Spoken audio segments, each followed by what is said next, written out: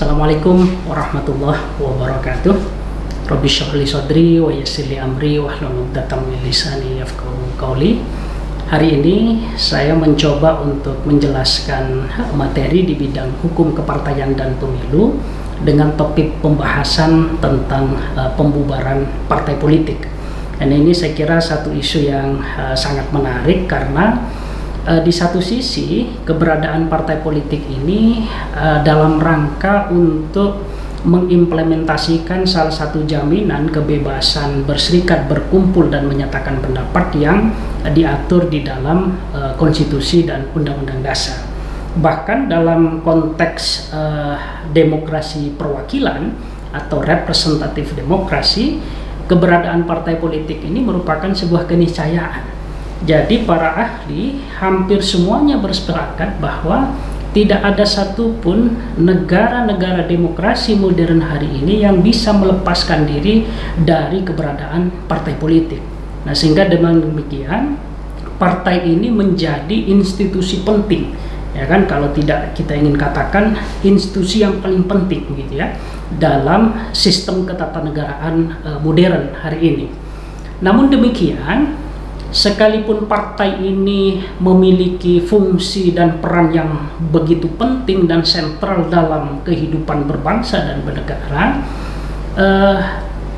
tetapi dia tidak bisa melakukan kegiatan itu tanpa mengindahkan rambu-rambu aturan yang sudah kita sepakati bersama. Nah, oleh karenanya kebebasan kita dalam konteks mendirikan partai politik itu juga harus dimaknai dalam konteks kebebasan yang bertanggung jawab. Nah, oleh karenanya kalau kemudian ada warga negara atau sekumpulan warga negara mengekspresikan kebebasan berserikat, berkumpul dan menyatakan pendapat ini melalui organisasi politik, partai politik, lalu kemudian menyalahgunakan organisasi ini justru untuk meruntuhkan sendi-sendi kehidupan bernegara, maka tentu harus ada mekanisme untuk mengoreksinya. Nah, beruntung kita dalam konstitusi dan berbagai peraturan perundang-undangan kita punya mekanisme itu, bahwa sekalipun partai ini sekali lagi posisinya sangat penting, tapi tidak berarti kemudian dia bisa melakukan hal apapun, termasuk juga di dalam menabrak norma-norma aturan dan norma-norma ketentuan hukum yang sudah kita sepakati bersama. Kalau itu terjadi, maka partai ini akan diberikan sanksi, dan sanksi yang tertingginya itu adalah berupa pembubaran. Nah, di dalam ketentuan peraturan perundang-undangan kita, yaitu di dalam Undang-Undang Nomor 2 Tahun 2008, yang kemudian undang-undang ini dirubah dengan Undang-Undang Nomor 2 2011 tentang partai politik, itu di dalam ketentuan pasal 41-nya itu dijelaskan bahwa setidaknya ada 3 kondisi partai politik itu bisa bubar. Yang pertama adalah dia membubarkan diri atas keputusannya sendiri. Jadi misalnya ada sekelompok warga negara mendirikan partai politik, lalu kemudian dia ikut pemilu, tapi kemudian dari pemilu ke pemilu berikutnya dia tidak kunjung mendapatkan dukungan dari rakyat secara signifikan, sehingga pada akhirnya mungkin merasa antara mengelola partai dengan benefit atau keuntungan yang dia peroleh itu lebih banyak biaya yang harus dikeluarkan daripada keuntungan yang dia peroleh, sehingga biasanya partai-partai kecil, ya kan, yang kemudian dari pemilu ke pemilu berikutnya tidak kunjung mendapatkan dukungan yang signifikan dari masyarakat, pada akhirnya kemudian akan membubarkan diri secara sukarela. Oleh karenanya ini menjadi salah satu sebab dari bubarnya partai politik. Nah, dalam konteks Indonesia saya kira ini sudah banyak terjadi gitu ya, karena kita tahu di awal reformasi jumlah partai politik kita itu ada 48, lalu kemudian 2004 itu ada sekitar 38 gitu ya. Jadi intinya adalah seiring dengan perubahan konteks ketatanegaraan, penyelenggaraan pemilu dari satu periode ke periode berikutnya, jumlah partai politik kita ini semakin menciut begitu ya, semakin secara jumlah itu semakin sedikit. Nah, ini menunjukkan bahwa beberapa partai politik yang dulu sempat menghiasi pesta demokrasi kita itu lama-kelamaan satu persatu kemudian mundur, membudarkan diri karena mungkin tadi dia tidak mendapatkan dukungan yang cukup signifikan dari masyarakat. Nah, padahal dukungan ini menjadi penting karena itu akan menjadi modal bagi partai untuk bisa mengantarkan kader-kadernya ke berbagai lembaga pemerintahan yang melalui kadernya ini partai ini bisa hidup, kira-kira begitu. Sehingga kalau dia tidak mampu untuk mengantarkan wakil-wakilnya ke lembaga perwakilan maupun ke lembaga eksekutif, maka tentu ini akan berat bagi partai untuk mengurusi dan membiayai operasional partainya. Sehingga pilihan yang paling tepat memang kemudian adalah membubarkan diri. Yang kedua, pembubaran partai politik itu bisa juga karena ada partai yang menggabungkan diri dengan partai lain. Jadi partai A misalnya dan partai B ini karena dengan pertimbangan tertentu, misalnya karena perolehan suaranya sangat minim begitu ya, lalu kemudian punya cita-cita dia bisa mengembangkan diri, lalu ditempuhlah langkah dia melakukan merger, ya kan, melakukan penggabungan diri. Jadi partai A dan partai B itu menggabungkan diri lalu dia menjadi partai C. Berarti secara otomatis, secara formal, legal formal, partai A dan partai B ini bubar begitu ya. Dia digantikan oleh partai baru.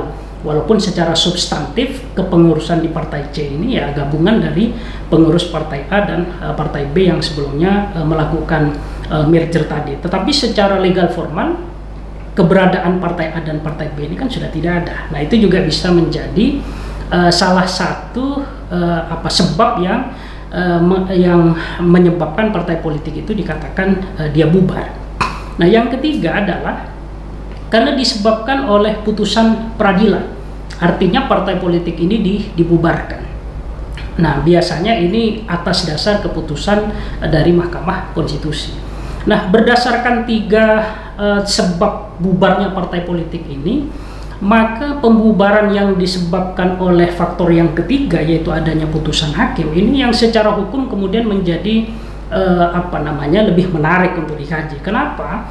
Karena kalau partai politik itu bubar dengan keputusan pengurusnya sendiri atau dia menggabungkan diri, ini relatif tidak akan menimbulkan implikasi hukum apapun. Artinya apa? Langkah-langkah atau keinginan untuk membubarkan diri ini memang berasal dari internal kepengurusan partai itu sendiri.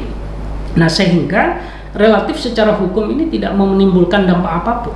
Nah, berbeda ketika alasan pembubaran itu tidak datang dari internal partai, tapi karena faktor eksternal, dalam arti ada putusan pengadilan tadi yang memaksa partai ini sebenarnya secara internal tidak mau membubarkan diri, tidak mau merger dengan partai lain, tapi ada putusan pengadilan yang memaksa dia harus bubar.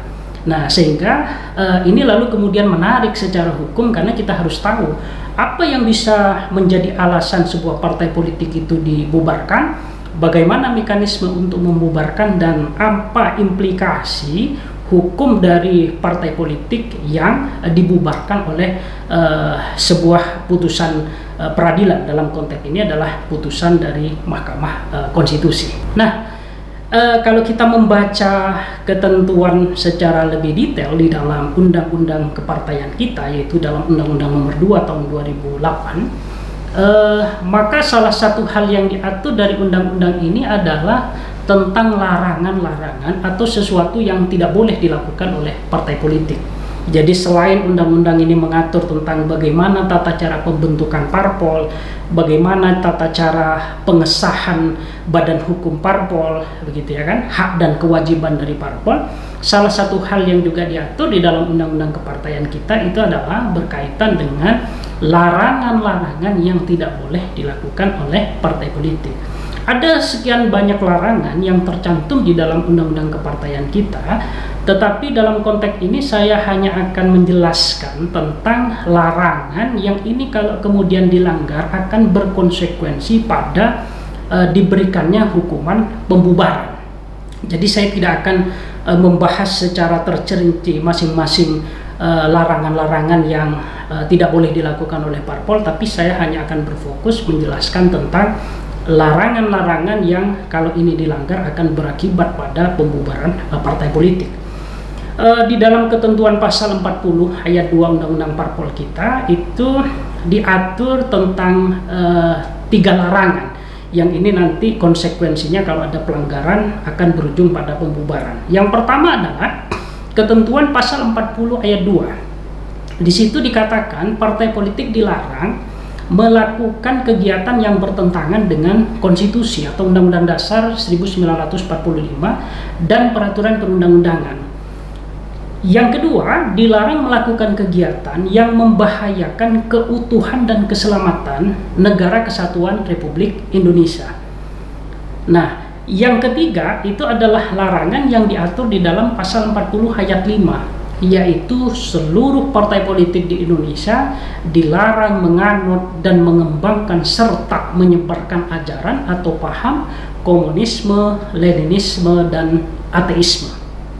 Nah, dari 2 larangan pertama di atas, yaitu larangan untuk melakukan kegiatan yang bertentangan dengan konstitusi serta peraturan perundang-undangan, dan larangan melakukan kegiatan yang bisa berdampak terhadap keselamatan NKRI, maka kalau ini dilakukan oleh partai politik, konsekuensinya adalah partai itu akan dikenakan pembekuan selama sekian waktu. Nanti kita akan jelaskan berapa lama waktunya.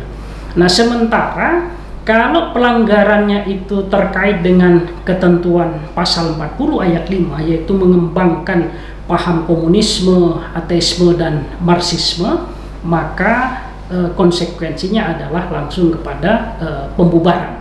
Nah, hal ini bisa kita lihat dari ketentuan pasal 48 ayat 2. Jadi konsekuensi hukum dari pelanggaran atas pasal 40 ayat 2 tentang larangan bagi parpol untuk melakukan kegiatan yang bertentangan dengan konstitusi dan hukum serta mengancam terhadap keutuhan dan keselamatan NKRI itu menurut ketentuan pasal 48 ayat 2 Undang-Undang Partai Politik kita, maka dia akan dikenakan sanksi administratif berupa pembekuan sementara selama 1 tahun oleh pengadilan negeri.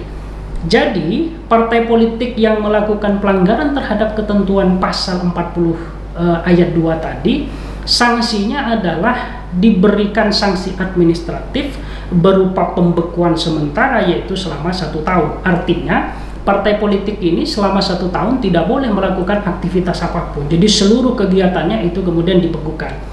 Dan yang memberikan putusan ini adalah pengadilan negeri, ya kan, pengadilan negeri. Nah, partai politik baru kemudian akan dibubarkan karena alasan dia melanggar ketentuan pasal 40 ayat 2 tadi. Kalau setelah dia diberikan sanksi administratif berupa pembekuan sementara selama 1 tahun itu, lalu partai ini melakukan pelanggaran yang sama atau pelanggaran yang kedua. Jadi kalau partai politik itu setelah dia disanksi karena melakukan pelanggaran terhadap ketentuan pasal 40 ayat 2, ya kan, lalu melakukan pelanggaran lagi, maka sanksi yang kedua tidak lagi pembekuan, tetapi dia akan dibubarkan. Nah, itu kalau pelanggaran terkait dengan ketentuan pasal 40 ayat 2, yaitu partai politik aktivitasnya bertentangan dengan konstitusi dan peraturan perundang-undangan atau mengganggu terhadap keselamatan dan keutuhan NKRI.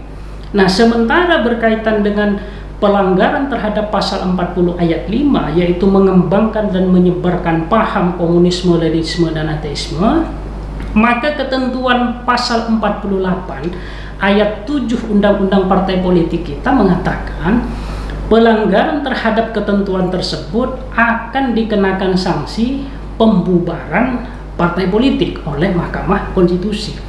Jadi artinya adalah tidak ada tahapan pembekuan terlebih dahulu terhadap parpol yang melakukan pelanggaran, yaitu mengembangkan dan menyebarkan paham komunisme, Leninisme, dan ateisme itu, tetapi dia langsung kepada pembubaran, yang pembubaran ini dilakukan oleh Mahkamah Konstitusi.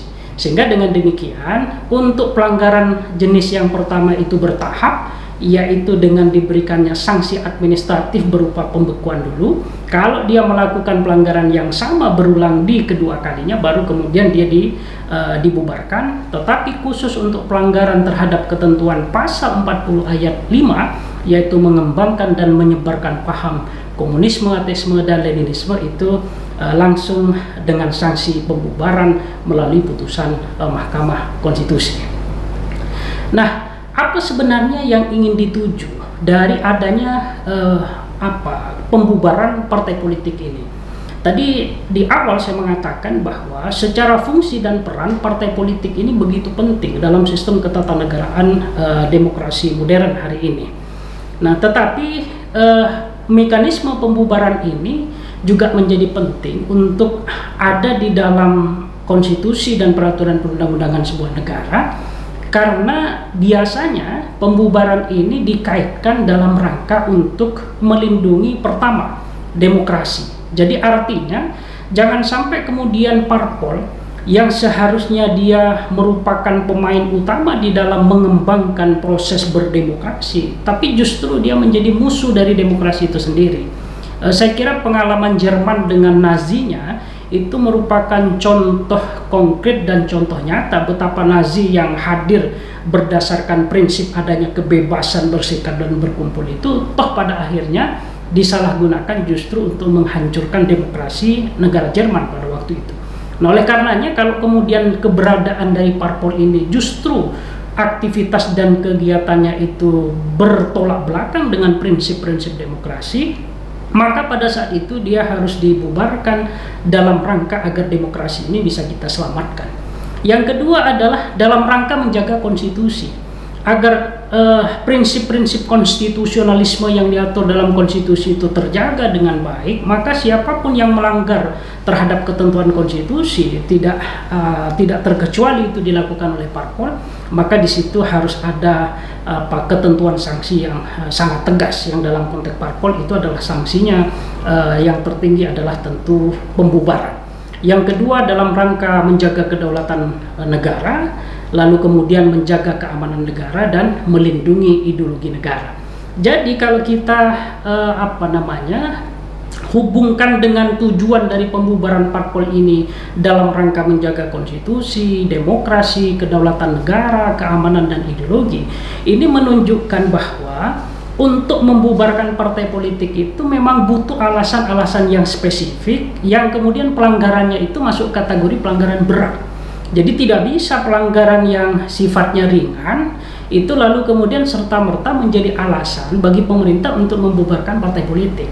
Nah, itu nggak bisa begitu. Kenapa? Karena memang sekalipun harus ada peluang kalau partai ini melakukan pelanggaran berat untuk dia diancam dengan sanksi pembubaran, tapi juga pada sisi yang lain kita harus memastikan agar jangan sampai kemudian pemerintah, terutama eksekutif, itu terlalu intervensionis terhadap partai politik, terutama terhadap partai lawan-lawan politiknya, untuk kemudian secara mudah dia membubarkan. Nah, ini juga tentu tidak baik bagi perkembangan demokrasi kita, ya kan? Oleh karenanya sekalipun pembubaran partai politik itu dimungkinkan secara aturan, tetapi syarat dan alasan untuk melakukan pembubaran itu memang tidak mudah, ya kan? Karena lagi-lagi ini memang dalam rangka di satu sisi mempertahankan agar jangan sampai kekuasaan negara itu menyalahgunakan kekuasaannya dengan cara membungkam lawan-lawan politiknya, sehingga kemudian pada akhirnya yang akan menjadi korban itu adalah demokrasi dan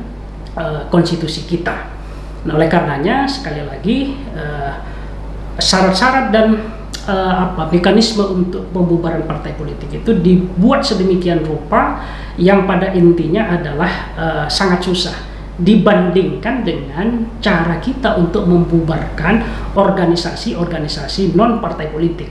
Jadi kebebasan berserikat dan berkumpul serta menyatakan pendapat itu kan bukan merupakan satu-satunya harus dengan mendirikan partai politik. Dia biasa juga diimplementasikan dengan membentuk ormas, membentuk LSM, NGO, begitu ya, dan sebagainya. Nah, tetapi karena partai politik ini punya peran yang spesial dalam perkembangan demokrasi sebuah negara, maka dia diberi status yang juga spesial. Nah, salah satunya adalah yang spesial dari partai politik itu adalah bagaimana cara dan mekanisme untuk membubarkan. Untuk membubarkan ormas, membubarkan LSM, NGO, pemerintah tidak butuh harus ada putusan pengadilan dulu, ya kan? Pemerintah bisa langsung mencabut status badan hukum dari ormas dan LSM tertentu kalau itu dianggap melanggar ketentuan hukum, ya kan? Baru kemudian kalau ormas ini tidak setuju dia bisa menggugat ke pengadilan. Tapi khusus untuk pembubaran parpol, negara tidak bisa secara otomatis dan langsung membubarkan parpol, tetapi harus diajukan terlebih dahulu ke lembaga peradilan, dan lembaga peradilannya pun juga khusus, yaitu di Mahkamah Konstitusi. Baru ketika ada putusan Mahkamah Konstitusi yang memberi legalisasi kepada pemerintah untuk melakukan pembubaran, pemerintah bisa mencabut badan hukum dari parpol sehingga dia kemudian otomatis bubar secara organisasi. Nah, dasar konstitusional dari Mahkamah Konstitusi untuk membubarkan partai politik ini saya kira bisa kita baca di dalam ketentuan pasal 24C ayat 1 Undang-Undang Dasar 1945 yang di situ memuat 4 kewenangan dari Mahkamah Konstitusi. Satu, dalam hal menguji undang-undang terhadap undang-undang dasar, menyelesaikan sengketa hasil pemilu, sengketa kewenangan lembaga negara, dan memutus pembubaran partai politik. Jadi dasar konstitusional kenapa pembubaran partai politik itu harus ada di MK, itu karena merupakan amanat dari pasal 24C ayat 1. Nah, kalau kita lihat ketentuan pasal 24C ayat 1 ini, dia dikatakan bahwa sifat dari putusan Mahkamah Konstitusi terkait dengan 4 kewenangan tadi, itu sifatnya adalah final and binding. Jadi tidak ada lembaga lain yang bisa mengoreksi atau membatalkan terhadap putusan Mahkamah Konstitusi berkaitan dengan 4 kewenangan tadi. Salah satunya adalah ketika MK memutus partai politik. Jadi sekali MK itu memutus partai politik tertentu itu bubar, maka sejak saat itu pula putusan itu harus dilaksanakan, karena tidak ada upaya banding atau upaya untuk merevisi dan apalagi membatalkan terhadap putusan tadi. Nah, secara elaboratif dan terperinci, peraturan perundang-undangan kita mengatur ada beberapa alasan yang bisa menjadi dasar untuk diajukannya permohonan pembubaran partai politik ini ke Mahkamah Konstitusi. Yang pertama, ideologinya itu dianggap bertentangan dengan Undang-Undang Dasar, asasnya juga begitu, tujuan, program, dan kegiatannya juga dianggap bertentangan dengan Undang-Undang Dasar atau Konstitusi, ya kan? Akibat dari kegiatan yang bertentangan dengan konstitusi. Dan yang terakhir adalah karena partai itu diidentifikasi ajarannya atau mengembangkan serta menyebarluaskan ajaran komunisme, marxisme, dan leninisme. Jadi itu beberapa syarat-syarat atau alasan-alasan yang bisa diajukan. Jadi alasan-alasan ini sifatnya alternatif, ya, jadi dia tidak kumulatif, dalam arti tidak harus ke 7-7-nya itu ada. Salah satu saja di antara 7 alasan ini itu terpenuhi, maka itu sudah cukup untuk diajukannya permohonan pembubaran partai politik ke Mahkamah Konstitusi. Nah, siapa pemohon dan termohonnya? Nah, ini yang menarik. Di dalam peraturan Mahkamah Konstitusi PMK nomor 12 tahun 2008 itu dikatakan pemohon dalam hal pembubaran partai politik itu adalah pemerintah. Dalam konteks ini adalah eksekutif, presiden, yang dimana presiden dapat mewakilkan kepada jaksa agung atau menteri yang ditugasi oleh presiden. Sementara termohonnya ya tentu adalah partai politik yang diwakili oleh pimpinan partai politik yang dimohonkan untuk dibubarkan. Nah, menariknya di sini adalah pada aspek pemohon. Jadi peraturan perundang-undangan kita itu hanya memberi hak eksklusif hanya kepada pemerintah atau presiden sebagai pihak yang memiliki legal standing untuk mengajukan permohonan pembubaran partai politik ke Mahkamah Konstitusi. Nah, ini menjadi problem ketika dihubungkan dengan bahwa presiden sendiri itu sebenarnya adalah bagian dari partai politik. Karena untuk mencalonkan diri sebagai calon presiden dan wakil presiden itu harus melalui kendaraan partai politik. Nah, pertanyaannya adalah kalau misalnya partai yang menaungi presiden ini melakukan pelanggaran hukum yang bisa berkonsekuensi pada diberikannya sanksi pembubaran, Maka pertanyaannya, mungkinkah presiden ini mengajukan sendiri partainya yang melakukan pelanggaran hukum itu untuk dimohonkan pembubarannya ke Mahkamah Konstitusi? Nah, tentu secara akal sehat itu tidak mungkin, ya kan? Atau misalnya partai bukan partainya presiden, tapi dia adalah partai koalisi dari presiden. Nah, tentu pelanggaran apapun yang dilakukan oleh partai sepanjang dia adalah bagian dari partainya presiden atau bagian dari koalisi kepresidenan, nah itu tentu sulit presiden akan bersikap objektif, ya kan, mengajukan secara sukarela partai yang telah jelas-jelas melakukan pelanggaran hukum tadi untuk diajukan pembubaran ke Mahkamah Konstitusi. Nah, potensi lainnya justru adalah presiden ini akan lebih galak dan lebih tegas untuk mengajukan permohonan pembubaran kalau yang melakukan pelanggaran ini adalah partai lawan politiknya. Nah, sehingga dilihat dari segi objektivitas ini menurut saya agak bermasalah. Nah, oleh karenanya ke depan saya kira perlu dibuka alternatif lain, bahwa pemohon ini jangan lagi hanya satu-satunya dipegang oleh presiden. Misalnya kita membuka peluang kepada Bawaslu, Badan Pengawas Pemilu, untuk juga bisa diberikan legal standing mengajukan permohonan pembubaran partai politik ke Mahkamah Konstitusi, mengingat fungsi-fungsi yang diemban oleh Bawaslu ini pada prinsipnya adalah dia melakukan pengawasan terhadap perilaku partai politik kita, ya kan, terutama dalam konteks pemilu dan juga di luar pemilu, ya kan. Nah, sehingga kalau ada lembaga negara lain, terutama yang lebih netral, yang dia tidak punya hubungan langsung dengan partai politik, maka ini akan menjadi lebih objektif. Nah, sehingga kita harapkan mekanisme pengawasan terhadap partai politik ini menjadi lebih kuat gitu. Nah, sampai hari ini di antara beberapa kewenangan Mahkamah Konstitusi yang 4 tadi, hanya pembubaran partai politik sajalah yang sampai hari ini dari sejak pertama kali Mahkamah Konstitusi berdiri itu belum pernah ada kasusnya. Nah, padahal secara realita sosiologis saya kira sudah banyak partai-partai yang patut diduga itu memenuhi kualifikasi untuk dibubarkan. Misalnya beberapa partai politik yang kadernya terlibat kasus korupsi dan sebagian dari dana yang dia korupsi itu mengalir kepada partai politik. Ini kan bisa memenuhi kualifikasi bahwa kegiatan dan aktivitas partai tadi itu bertentangan dengan konstitusi dan peraturan perundang-undangan.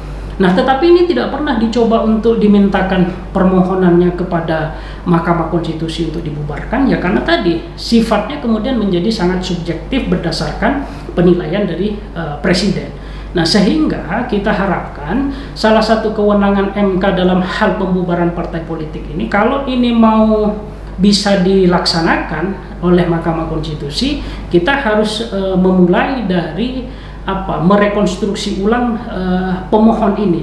Jadi jangan dia lagi menjadi hak eksklusif dari pemerintah, tapi harus ada lembaga lain yang dimungkinkan untuk diberi legal standing untuk kemudian menjadi pemohon pembubaran partai politik di Mahkamah Konstitusi, yang dalam konteks ini saya merekomendasikan itu adalah Badan Pengawas Pemilu. Nah, yang terakhir yang juga menarik berkaitan dengan pembubaran partai politik ini adalah bagaimana konsekuensi hukum ketika sebuah partai politik itu menurut putusan Mahkamah Konstitusi dia dibubarkan.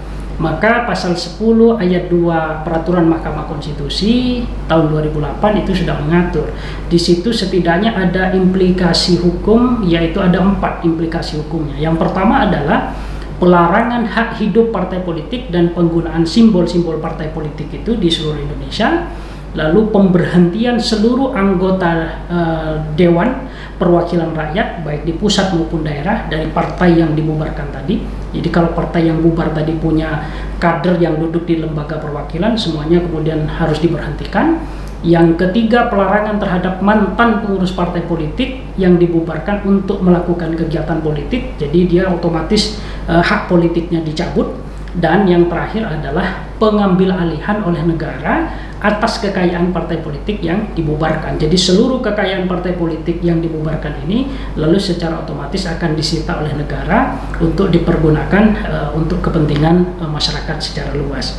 Saya kira itu yang bisa saya sampaikan terkait dengan topik pembubaran partai politik. Assalamualaikum warahmatullahi wabarakatuh.